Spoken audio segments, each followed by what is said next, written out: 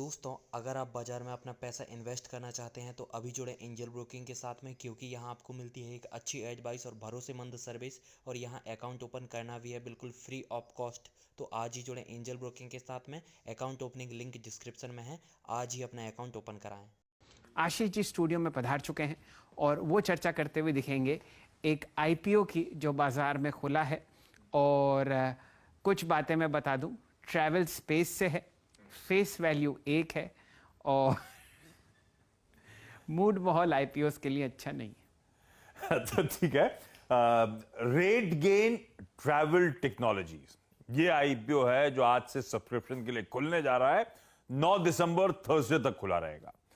405 से 425 रुपए का प्राइस बैंड, और शैल सही कह रहे हैं, फेस वैल्यू है ₹1 और एलिजिबल इंप्लॉइज के लिए केवल ₹40 का डिस्काउंट। कुल मिलाकर 1335 करोड़ रुपए जुटाने की योजना। 375 करोड़ इसमें से फ्रेश इशुएंस है और बाकी सारा 960 करोड़ रुपए ओएफएस है। यानी कि कुल इशू साइज का 72% ओएफएस है, जिसमें टीए एसोसिएट जो है अपनी होल्डिंग 23% से रिड्यूस करके 5% पे ले आएंगे, और प्रमोटर्स साथ साथ अपनी होल्डिंग जो है 67% से रिड्यूस करके 57% पे लाएंगे। जो फ्रेश इशुएंस हो रहा है 22% का, यानी कि करीब 375 करोड़ रुपए का, उसमें डेट रीपेमेंट, डेटा सेंटर पे केपेक्स, आगे के अधिग्रहण पे, ऑर्गेनिक ग्रोथ पे और पास एक्विजिशन जो करा था उसके पेमेंट को लेकर ये सब खर्चे ये कंपनी उसका भरपाई करेगी। 4500 करोड़ रुपए का मार्केट कैपिटलाइजेशन अपर एंड पे वाउच कर रहे हैं ये लोग, और कुल 29% का डाइल्यूशन। अब ये धंधा क्या है? ट्रैवल फोकस्ड एक SaaS कंपनी है, software as a service. In fact कहा जाता है इस देश की सबसे बड़ी SaaS कंपनी है हॉस्पिटैलिटी और ट्रैवल इंडस्ट्री की। ये कंपनी होटल्स और ऑनलाइन ट्रैवल एजेंट्स को केटर करने का काम करती है। 1460 कस्टमर्स थे इसके पास 30 सितंबर तक, जिसमें से 1220 दरअसल होटल्स थे। यानी कि 85% जितने क्लाइंट्स हैं वो स्पेसिफिकली होटल सेगमेंट से आते हैं। और बहुत आसान शब्दों में सॉफ्टवेयर एज अ सर्विस का धंधा समझा देता हूं इस कंपनी का। आप लोग जब कभी होटल्स वगैरह बुक करने जाते हो तो एक डायनेमिक प्राइसिंग मॉडल आपको नजर आता है। ज्यादा लोग एक ही रूम बुक करने जाते हैं तो एकदम से दाम बढ़ जाते हैं। तो होटल्स की दरअसल उससे प्रॉफिटेबिलिटी बढ़ती है, और ये कंपनी है उसके पीछे। हम लोग को जो होटल कमरा महंगा मिलता है इसी कंपनी के कारण मिलता है। साथ साथ आप जब कभी कभी होटल्स बुक करने जाते हो, गोवा जाना है, तो आप कमरों की बुकिंग के लिए डालते हो, अलग अलग प्रॉपर्टीज के रेट्स आ जाते हैं, इन्वेंट्री सामने आ जाती हैं।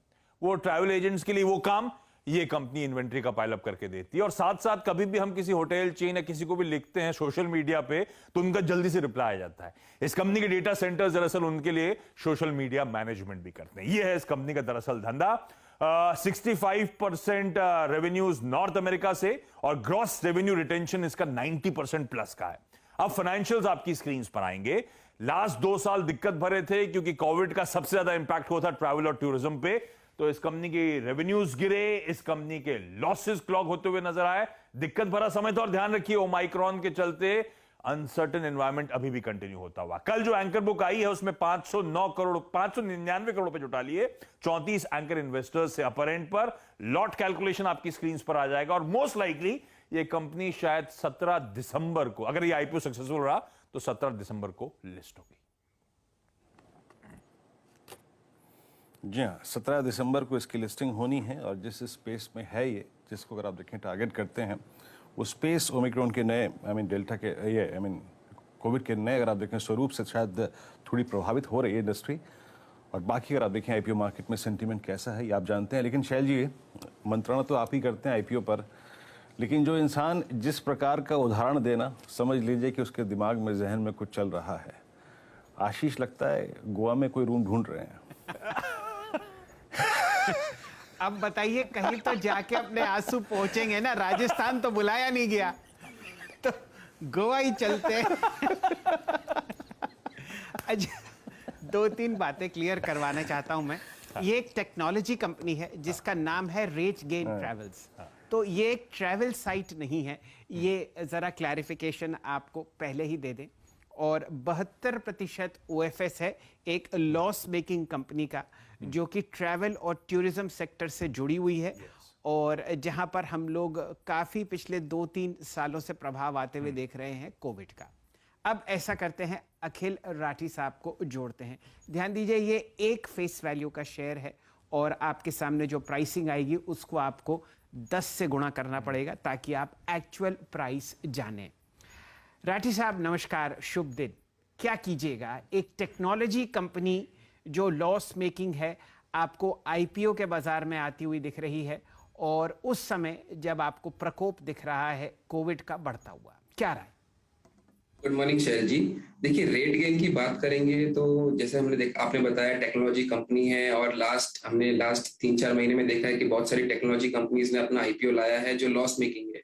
तो ये कंपनी का भी बात करेंगे तो लास्ट 2 साल से कंपनी ने FY20 एंड FY21 में लॉस किया है। अगर मैं बिजनेस मॉडल जो आशीष जी ने बताया, जो कंपनी मार्केट इंटेलिजेंस में है, डायनामिक प्राइसिंग में है, एज वेल एज डिस्ट्रीब्यूशन में भी है, तो यहाँ पे अभी तो कंपनी का बिजनेस अच्छा ही चल रहा है। कंपनी धीरे धीरे ग्रो करना स्टार्ट हो रही है। बट यहाँ पे अगर कोई गवर्नमेंट रेगुलेशंस आ जाता है आगे जाके in terms of pricing and all, तो यहाँ पे थोड़ा ये कंपनी के लिए नेगेटिव हो सकता है। अगर देखा जाए तो मार्केटिंग टेक्नोलॉजी वाइज भी कंपनी स्ट्रॉन्ग एंड कंपनी का वहाँ पे बिजनेस वाइज भी स्ट्रॉन्ग कर रही है। अगर मैं रेवेन्यू वाइज बात करूंगा तो रेवेन्यू में around 80% north America and Europe से आ रहा है। तो जो कोविड न्यू वेरिएंट जो ओमाइक्रोन की हम लोग बात कर रहे हैं, उसका अगर इम्पैक्ट रहेगा तो फर्स्ट इम्पैक्ट उसको यूरोप एंड नॉर्थ अमेरिका में ज्यादा इम्पैक्ट देखा है हमने। डेल्टा वेरिएंट में भी ऐसा ही इम्पैक्ट देखा गया था, तो ये थोड़ा नेगेटिव इम्पैक्ट करेगा। और अगर वैल्यूएशन वाइज भी देखेंगे तो कंपनी इज वेरी एक्सपेंसिव। अगर मैं ईवी बाय एबिटा देखूंगा एनालाइज करके FY22 का, तो अराउंड 420 टाइम्स आता है। Price to book, price to sales, ये भी बहुत एक्सपेंसिव है, मोर देन 10 टाइम्स है। एंड रिटर्न ऑन इक्विटी की भी बात करेंगे तो वो भी नेगेटिव चल रहे हैं लास्ट 2 साल से। और अगर मैं प्री कोविड लेवल की बात करूं शैलेंद्र जी, कि अगर प्री कोविड लेवल का कंपनी का जो रेवेन्यू था वो कंपनी ने अभी रेवेन्यू कर लिया है अगस्त तक में, फिर भी कंपनी प्रॉफिट मेकिंग नहीं हुई है। सो मारवाड़ी शेयर्स एंड फाइनेंस का व्यू है कि इसमें अभी अवॉइड रखना चाहिए, बिकॉज बाकी बहुत सारे ऑप्शंस है आईपीओज में अभी जो नई न्यू कंपनीज आ रही है। सो फिलहाल इसमें अवॉइड रखना चाहिए एंड अपकमिंग क्वार्टर्स में हमें देखना पड़ेगा कि कंपनी कैसे आउट परफॉर्म कर रही है एंड कंपनी का सेल्स कितना सुधर रहा है एंड सेक्टर में कितना ग्रोथ लग रहा है। बिकॉज अभी तो हम लोगों ने देखा है कि नवंबर दिसंबर में अच्छा बुकिंग्स हुआ है एंड मैरिज सीजन भी अच्छा हुआ है, but going forward January, February and March company के लिए क्रिटिकल रहेगा। चलिए, ये सो मार्केट एंड फाइनेंस का इस पे अवॉइड का व्यू रहे। चलिए, तो यहाँ पर आप निवेश ना करें और इस आईपीओ से ज़रा दरकिनारे रखें। अच्छा आशीष जी, एक बार बताइए, रेट गेन टेक्नोलॉजीज आपको आपके शो पर आज जुड़ती हुई दिखेंगी? सर 130 पे इस कंपनी के चेयरमैन और मैनेजिंग डायरेक्टर साहब भानु जी हैं, वो जुड़ेंगे। अच्छा, तो उनसे चर्चा होनी है, फिर तो समझेंगे एक बात तो आप जरूर पूछेंगे कि भाई इसका नाम रेट गेन क्यों रखा गया? हाँ, पूछना है ना? और मैं आपको बहुत बताऊं, बड़ी इंटरेस्टिंग कॉन्वर्सेशन आशीष जी की होती है उस IPO 360 शो में, जहां पर नई नई कंपनीज जुड़ती हुई दिखती हैं, मैनेजमेंट्स चर्चा करते हैं और एक सवाल आशीष जी हमेशा पूछते हैं, भाई इस नाम के पीछे क्या कारण है? टेगा इंडस्ट्रीज, बताइए आशीष जी। टेगा इंडस्ट्रीज असल में जो आए थे MD साहब, उनके डैड ने जब कंपनी शुरू करी थी तो एक कोलैबोरेशन में शुरू करी गई थी। तो मेरे ख्याल से वो, अब नाम भूल गया मैं, वो टे और गांव उससे आया था, इसलिए वो टेगा इंडस्ट्री। एक NBFC थी और एक पुराने प्रमोटर थे। प्रमोटर। क्या बात है, देखिए आपका शो मैं कितने ध्यान से सुनता हूँ। यहाँ पर चर्चा हो रही है IPO 360 की और रेट गेन ट्रैवल टेक्नोलॉजीज पर राय है मारवाड़ी स्टॉक्स एंड शेयर्स की कि आप इसको अवॉइड करें।